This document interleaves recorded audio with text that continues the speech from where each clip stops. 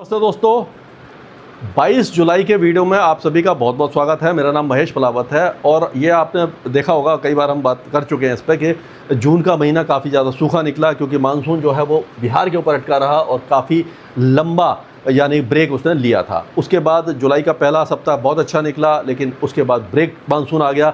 अब जा कर के जो एक्सेस ऑफ मानसून ट्रफ है वो नीचे की तरफ आ गई है। साइक्लोनिक सर्कुलेशन इस जगह पर यानी कि उत्तर प्रदेश और मध्य प्रदेश के ऊपर बना हुआ है, एक साइक्लोनिक सर्कुलेशन पाकिस्तान के ऊपर बना हुआ है। तो जो ट्रफ है वो इस तरह से नीचे आ गई, यानी थोड़ा और नीचे आ गई, यहाँ पर आ गई है।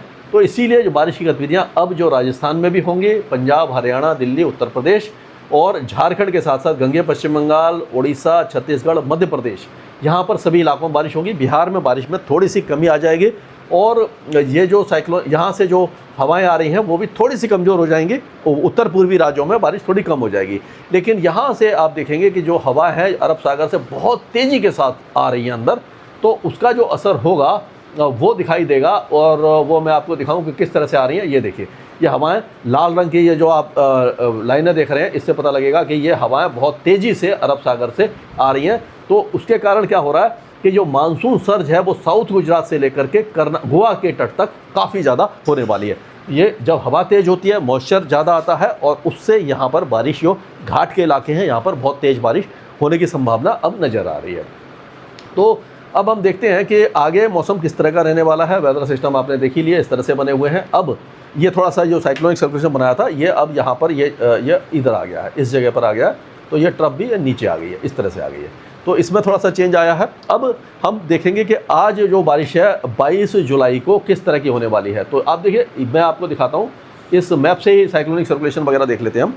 तो ये देखिए कि यहाँ से ये आ गया साइक्लोनिक सर्कुलेशन, एक यहाँ पर आ गया और एक इधर आ गया, यानी पाकिस्तान पर, राजस्थान और ये उत्तर प्रदेश और इसके आसपास है। तो ये ट्रफ नीचे आ गई है। तो अब क्या हो रहा है कि पाकिस्तान का जो पंजाब प्रांत है और उसके आसपास के इलाकों में वह अति भारी बारिश की गतिविधियाँ आपको दिखाई दे जाएंगी।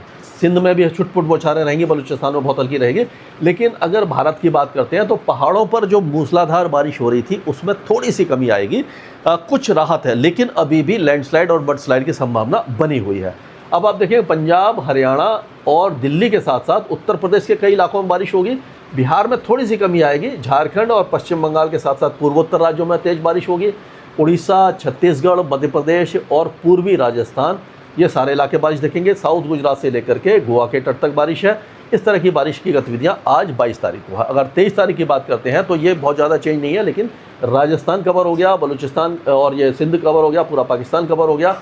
पाकिस्तान के उत्तरी इलाकों में भारी से अति भारी बारिश होगी, पहाड़ों पर बारिश कम हो जाएगी और बिहार में कम हो जाएगी, और जो साउथ पेनिनसुला है वहाँ पर भी बारिश थोड़ी सी कम दिखाई देगी। ये 23 तारीख की बात है। अगर 24 तारीख की बात करें तो उसमें भी बहुत ज़्यादा चेंजेस नहीं आ रहे हैं। तो इसी तरह का वेदर रहने की संभावना हमें दिखाई दे रही है। तो अगर मैं बात करूं, आपको ये दिखाऊं कि किस तरह से पूरे देश में जम्मू कश्मीर से लेकर के कन्याकुमारी तक किस तरह का मौसम रहेगा, तो जम्मू कश्मीर में जो अब लैंडस्लाइड, मडस्लाइड और जो नदियां, नाले उफान पर हैं वो अगले 2-3 दिनों तक रहने वाले हैं। खतरनाक स्थिति है। 3-4 दिनों तक, कम से कम 3-4 नहीं, 4 से 5 दिनों तक आप अगर वहाँ जाने का प्लान कर रहे हैं तो स्थगित कर दीजिए। लद्दाख में भी लैंडस्लाइड का खतरा है। हिमाचल के ज़्यादातर इलाकों में बारिश की गतिविधियाँ बहुत ज़्यादा होने वाली हैं। कांगड़ा, धर्मशाला, ऊना और ये बिलासपुर, जो दक्षिणी इलाके हैं, कुल्लू, मनाली, शिमला, ये सारे इलाके तेज़ बारिश देखेंगे। ये पहाड़ जो दरकेंगे और जो चट्टानें सरकेंगी, ये सब आपको देखने को मिल जाएगा। क्लाउड बर्स्ट की संभावना भी तीनों राज्यों में है, जम्मू कश्मीर, हिमाचल और उत्तराखंड में। तो यहाँ पर अभी खतरा बना हुआ है। उसी तरह से उत्तराखंड में भी देहरादून, ऋषिकेश, हरिद्वार, नैनीताल, अल्मोड़ा, बागेश्वर, ये सारे इलाके भारी बारिश देखने वाले हैं। तो यहाँ पर अभी खतरा बना हुआ है, लैंडस्लाइड और मडस्लाइड जरूर होगा। अब पंजाब की अगर बात करते हैं तो पंजाब के यहाँ पर अगर हम देखें तो ये मैंने पहले से कुछ बनाया हुआ था, इसको हटा देते हैं। तो पंजाब में अब बारिश की गतिविधियाँ कई इलाकों में रहेगी। हालांकि बहुत ज़्यादा हैवी रेन नहीं है, लेकिन फिर भी 1-2 जगह पर तेज़ बारिश की संभावना से इनकार नहीं किया जा सकता। यानी कि आप पठानकोट, गुरदासपुर, अमृतसर लेकर फजिल्का, मुक्तसर, बठिंडा, मनसा, पटियाला, लुधियाना, ये सारे इलाके बारिश देखने वाले हैं। हल्के से मध्यम रहेगी। 1-2 स्थानों पर तेज़ बारिश हो सकती है। हरियाणा और दिल्ली में भी रुक रुक करके बारिश होगी, लगातार झमाझम बारिश नहीं है जैसे कि रात में बारिश हुई थी आपने देखा था, लेकिन उसके बाद फिर से बारिश मतलब कम ज़्यादा होती रहेगी और ये अगले 24 से 48 घंटों तक या 3 दिनों के दौरान बारिश रहेगी। लेकिन बहुत ज़्यादा जल भराव की संभावना दिखाई नहीं दे रही है, कहीं कहीं पर इंटेंस एक्टिविटी आधे घंटे के लिए पौन घंटे के लिए होगी, लेकिन उसके बाद फिर से रिलीफ आएगा, यानी कि बहुत ज़्यादा हैवी रेन के चांसेस नहीं दिखाई दे रहे हैं। उत्तर प्रदेश में सहारनपुर, शामली, मुजफ्फरनगर, बागपत से लेकर के पूरे उत्तर प्रदेश में बारिश रहेगी।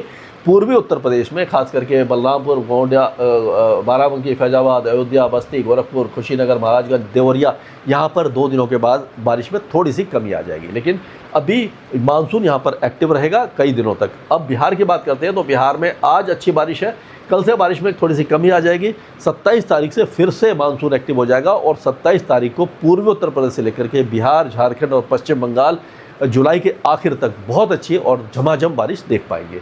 अब अगर झारखंड में करें, झारखंड में भी आज, कल और परसों मतलब लगातार बारिश की गतिविधियाँ हैं, कई इलाकों में रहेगी। गंगे पश्चिम बंगाल में आपने देखा था बहुत अच्छी बारिश हुई है। अब पूरा पश्चिम बंगाल बारिश लगातार देखेगा 3-4 दिनों 5 दिनों तक। पूर्वोत्तर राज्यों में भी मॉडरेट शावर्स रहेंगे, 1-2 स्थानों पर भारी से अति भारी बारिश हो सकती है।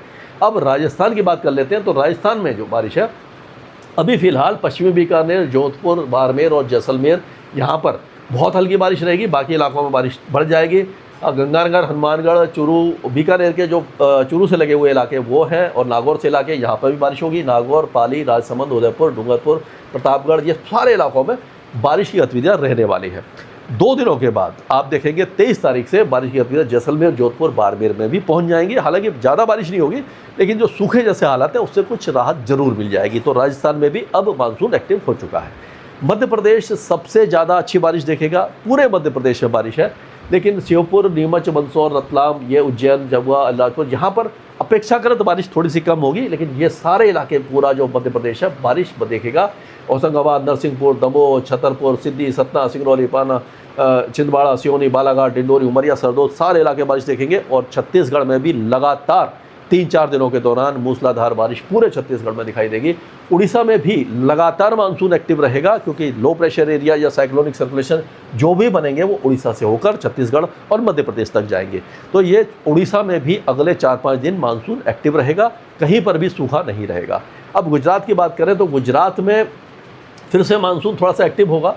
रन ऑफ कच्छ में बारिश कम रहेगी, बनासकांठा, समरकांता, महेसाना, पाटन, ईदार, यहाँ पर छुटपुट बौछारें ही दिखाई देंगी, लेकिन सबसे ज़्यादा जो बारिश होगी वो आपकी दक्षिणी इलाकों में आपको दिखाई देगी। खास करके यहाँ पर देखेंगे वलसाड़, नवसारी, सूरत, डांग, तापी, नर्मदा, भरूच, बड़ोदरा, छोटा उदयपुर, आनंद, भावनगर, अमरेली, गिर सोमनाथ, जूनागढ़, यहाँ पर थोड़ी ठीक बारिश है। बाकी इलाकों में भी बारिश की गतिविधियाँ लगातार जारी रहने वाली हैं।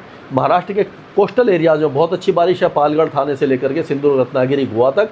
और ये अगर अंदर की बात करें तो यहाँ पर भी ये खास करके जलना, संभाजीनगर, अहिल्याबाई नगर, सोलापुर, धाराशिव, नांदेड़, हिंगोली, जलना, वाशिम, लाटूर, ये जो इलाके कम बारिश देखेंगे, यहाँ पर बहुत हल्की रहेगी। लेकिन विदर्भ में नागपुर, भंडारा, गोंडिया, चंद्रपुर, गढ़चिरौली और बर्दा, ये तेज़ बारिश देखेंगे।